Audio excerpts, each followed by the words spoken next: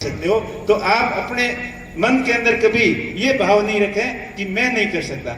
मुझे भी इस चीज का पश्चाताप है कि मैं जब 8वीं के अंदर गांव में पढ़ता था तो मेरी भी इच्छा थी कि मैं बाड़मेर की किसान हॉस्टल के में पढ़ूंगा, क्योंकि किसान हॉस्टल के बारे में सुनते थे।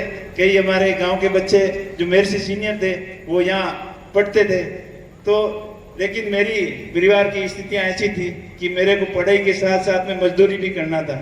तो यहाँ बाड़मेर के अंदर कोई इंडस्ट्री एरिया था नहीं, तो मैंने सोच किया बालोतरा, वहाँ औद्योगिक एरिया था, तो वहाँ जिगर और ये कपड़ा रंगाई छपाई का काम करके साथ साथ में मैंने 12वीं की और 10वीं तब तक गांव में ही कर ली थी। तो मेरा कहने का मतलब मेरा भी इस संस्थान से बहुत ज्यादा लगाव था। और उसके बाद में कॉलेज में पढ़ने का भी बहुत सपना था कि अच्छे कॉलेज में एडमिशन होगा, पढ़ाई करेंगे, लेकिन उस समय की आवश्यकता थी कि कैसे न कैसे नौकरी लग जाए। तो 10वीं करते ही फौज की भर्ती के पीछे पड़ गए और धीरे धीरे 12वीं होते ही फौज की भी नौकरी लगी, साथ में पुलिस की भी लगी। तो दोनों में सोच के वो पुलिस वाली ठीक है, इसमें जाते हैं। तो पुलिस की नौकरी ज्वाइन करने के बाद में फिर भी मन नहीं भरा। वहां जाके दिल्ली की साकन शोध देखी, वहां दिल्ली की हलचल देखी, तो ये लगा कि हमें भी कुछ बड़ा आदमी बनना है, कैसे बन सकते हैं। तो प्रयास किया। आशीष जी बैठे, मैं आपको बताना चाहूंगा मैंने भी वहाँ यूपीएससी की कोचिंग ज्वाइन की, क्योंकि जब तक 2-4 साल निकल गए थे प्राइवेट के रूप में। 12वीं के बाद में स्वयं पार्टी के रूप में मैंने ग्रेजुएशन भी या बाड़मेर कॉलेज से किया था, 2000 में कंप्लीट हुआ। तो उसके बाद में वहाँ तैयारी शुरू की, लेकिन वहाँ लगा कि यहाँ अपनी बात जमने वाली नहीं है, क्योंकि वो लग जाता है कि अपन क्या करने जा रहे हैं और क्या कर पाएंगे कि नहीं कर पाएंगे, कोशिश करने पे पता चल जाता है। तो वहाँ बात नहीं बनी, वही आशीष जी वाली बात सामने आ गई और किसी ने बोला कि आपकी इंग्लिश अच्छी नहीं है तो आप नहीं कर सकते हो। और फिर हिंदी भी बहुत बढ़िया नहीं थी, गांव के अंदर तो पढ़ाई इस स्टैंडर्ड की थी।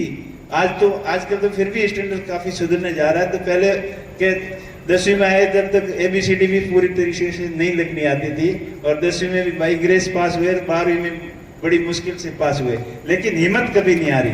तो वहाँ वो तो नहीं सपना साकार हो पाया कि मेरे को ऑफिसर्स बनना है, IPS बनना है, लेकिन उसके फिर दिमाग सेंस किया कि और कुछ कर सकते हैं, अपना बिजनेस के अंदर पार्टिसिपेट करके देखें, काम धंधा में अपना भाग्य आजमा सकते हैं। क्योंकि संतोष नहीं किया, नौकरी तो थी, लोग मुझे बोलते थे कि क्या करना यार, नौकरी लगी है, अपना मौज से रहते हैं, मस्ती से रहते हैं, लेकिन मेरा दिमाग कुछ अलग ही चल रहा था।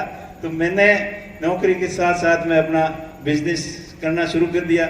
शुरुआत में बहुत काफ़ी असफलताएं हुई, उतार चढ़ाव हुए, लेकिन मैंने हिम्मत नहीं हारी कि मैंने जो ठान लिया है वो करके दिखाना है। ये भाव हमेशा मन में रखे।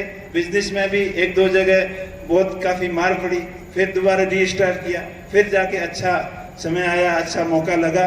और हर एक प्रत्येक आदमी के जीवन में एक गोल्डन चांस जरूर आते हैं, लेकिन उसको अपन कैसे भुना सकते हैं, अपना कैसे सकते हैं, वो अपने खुद के ऊपर डिपेंड करता है। तो मुझे भी अच्छी काम धंधे की लाइन हाथ लगी और फिर नौकरी से रिजाइन कर दिया।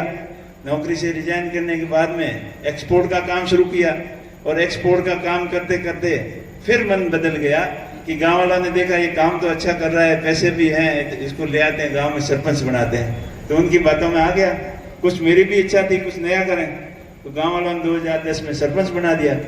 उसके बाद में फिर यहाँ भी मन नहीं लगा, सरपंच वाला काम देखा कि इधर जाना उधर जाना, ये करना वो करना। ये सुनाराम जी बैठे हैं कि किस तरीके से सरकारी दफ्तरों के चक्कर काटते हैं, काम होते हैं, क्या क्या पापड़ बेलने पड़ते हैं, उसमें भी मन नहीं लगा। फिर अपना दूसरे बिजनेस के अंदर ट्राई किया। ये आते आते 2017 तक, उसकी बाद की कहानी तो आपको सबको पता है, बताने की जरूरत नहीं है। मेरा कहने का मतलब है आप निरंतर प्रयास करोगे तब आप जिंदगी में सफल होगे, और कभी असफलता से हताश नहीं हुए। आप क्या ट्राई करते हो, असफलता होती है तो आप उससे हताश होकर बैठ जाते हो, अब मेरे से नहीं होगा, मेरे से नहीं होगा, ये भाव कभी आप बच्चों मन के अंदर नहीं रखना।